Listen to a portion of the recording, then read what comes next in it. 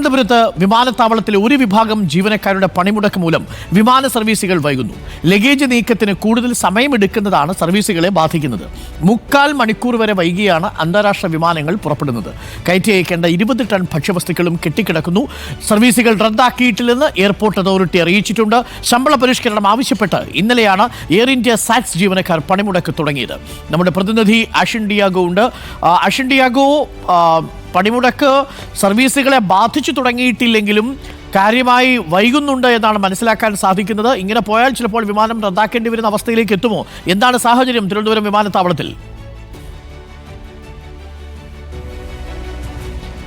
Good morning doctor Arun. ഇപ്പോൾ നിലവിൽ ഗുരുതരമായ സാഹചര്യമില്ല എങ്കിൽ പോലും ഈ ഒരു സമരം, ഈ ഒരു പണിമുടക്ക് ഇങ്ങനെ തന്നെ തുടരുകയാണെങ്കിൽ അത് പിന്നീട് വലിയ രീതിയിൽ റിഫ്ലക്റ്റ് ചെയ്യും എന്നുള്ളതാണ് ഏറ്റവും പ്രധാനപ്പെട്ട കാര്യം. നിലവിൽ ഇപ്പോൾ ഈ ബാഗേജ് നീക്കം, അതിന് ഒരു താൽക്കാലിക പരിഹാരം ഈ അധികൃതർ കണ്ടെത്തിയിട്ടുണ്ട്. ഈ തൊട്ടടുത്തതായി തന്നെ ഇതിൻ്റെ ഇൻസ്റ്റിറ്റ്യൂട്ട് ഉണ്ട്, സാറ്റിൻ്റെ ഇൻസ്റ്റിറ്റ്യൂട്ട് ഉണ്ട്. അവിടെ നിന്നും ട്രെയിനുകളെയും അതുപോലെ തന്നെ ഉദ്യോഗസ്ഥരെയും ഇവിടേക്ക് എത്തിച്ച് നിലവിൽ ഇപ്പോൾ ഈ ബാഗേജ് നീക്കങ്ങളൊക്കെ നടക്കുന്നുണ്ട്.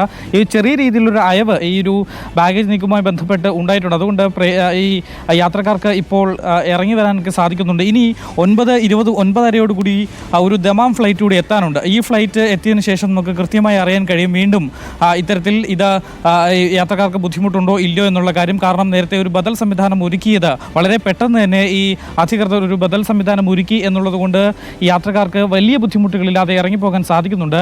ഏതാണ്ട് 600ഓളം ജീവനക്കാരാണ് ഈ സാറ്റ്സിലുള്ളത്, എയർ ഇന്ത്യയുടെ സാറ്റ്സിലുള്ളത്. ഇതിൽ 450ഓളം വരുന്ന ജീവനക്കാരാണ് ഇന്നലെ രാത്രി മുതൽ പെട്ടെന്ന് ഒരു 10 മണി മുതൽ ഒരു സമരത്തിലേക്ക് കടക്കുന്നതും. 2 പ്രധാനപ്പെട്ട ആവശ്യങ്ങളാണ് അവർ ഉന്നയിക്കുന്നത്. അവർക്ക് വേതനവ് വർധനവ്, അതുപോലെ തന്നെ ബോണസ് അലവൻസ്, ഈ 2 കാര്യങ്ങളിൽ തീരുമാനം ഉടൻ ഉണ്ടാകണം എന്ന് ആവശ്യപ്പെട്ടുകൊണ്ടാണ് ഇന്നലെ രാത്രി 10 മണി മുതൽ 450ഓളം വരുന്ന ജീവനക്കാർ പ്രതിഷേധം ആരംഭിച്ചത്.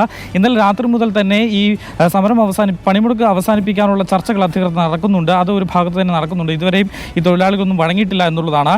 ഈ പണിമുടക്ക് പങ്കെടുക്കുന്ന അല്ലെങ്കിൽ പണിമുടക്കി സമരം ചെയ്യുന്ന തൊഴിലാളികൾക്ക് പകരം തൊട്ടടുത്ത് തന്നെയുള്ള ഇൻസ്റ്റിറ്റ്യൂട്ടിലെ സാറ്റ്സിൻ്റെ ഇൻസ്റ്റിറ്റ്യൂട്ടിൽ നിന്നുള്ള ഓഫീസേഴ്സും അതുപോലെ തന്നെ ട്രെയിനുകളെയും എത്തിച്ചുകൊണ്ടാണ് താൽക്കാലികമായി ഈ ഒരു പ്രതിസന്ധിയെ ഇപ്പോൾ നേരിടുന്നത്. ഏതാണ്ട് 3-4 സർവീസുകളെയാണ് ഈ ഒരു പണിമുടക്ക് ബാധിച്ചിട്ടുണ്ടായിരുന്നത്. ഇന്നലെ രാത്രി വന്ന സർവീസുകളാണ് ഏറ്റവും അധികം ഇത് ബാധിച്ചത്. 300ഓളം വരുന്ന സ്റ്റാഫുകളാണ്, ഗ്രൗണ്ട് സ്റ്റാഫുകളാണ്, ഹാൻഡ്ലിംഗ് സ്റ്റാഫുകളാണ് പൊട്ടുന്നനെ ഈ ഒരു സമരത്തിലേക്ക്, പണിമുടക്കിക്കൊണ്ടുള്ള സമരത്തിലേക്ക് മാറിയത്. അതുകൊണ്ട് തന്നെ വളരെ വൈകിയാണ് യാത്രക്കാർക്ക് പുറത്തിറങ്ങാൻ സാധിച്ചതും. ഇന്ന് രാവിലെയും ചെറിയ രീതിയിൽ ഇങ്ങനെ ഉണ്ടായിരുന്നു. പക്ഷേ പെട്ടെന്ന് തന്നെ അവർ അത് കൈകാര്യം ചെയ്ത് കൂടുതൽ ആളുകളെ, മറ്റു ജീവനക്കാരെ ഇവിടെ എത്തിച്ച് അത് കൈകാര്യം ചെയ്ത് വലിയ ഡിലേ ഇല്ലാതെ ഏതാണ്ട് ഒരു 30 ആദ്യ മണിക്കൂറുകളിൽ 30 മിനിറ്റ് വരെ ഡിലേ ഉണ്ടായിരുന്നു. പക്ഷേ ഇപ്പോൾ അത് പെട്ടെന്ന് തന്നെ പോകുന്നുണ്ട്. ഇനി എന്തായാലും 9:30 ഈ ഒരു ദമാം ഫ്ലൈറ്റ് കൂടി എത്തുന്നതോടെ ഈ ഒരു കാര്യത്തിൽ വ്യക്തതയുണ്ട്. പക്ഷേ ഈ ഒരു സമരം ഓണക്കാലമാണ്, ഒരുപാട് യാത്രക്കാർ വരുന്ന സമയം കൂടിയാണ്. അഷിൻ ഡിയാഗോ ആണ് നമുക്കിപ്പം എയർപോർട്ടിൽ നിന്ന് വിവരങ്ങൾ നൽകിയത്.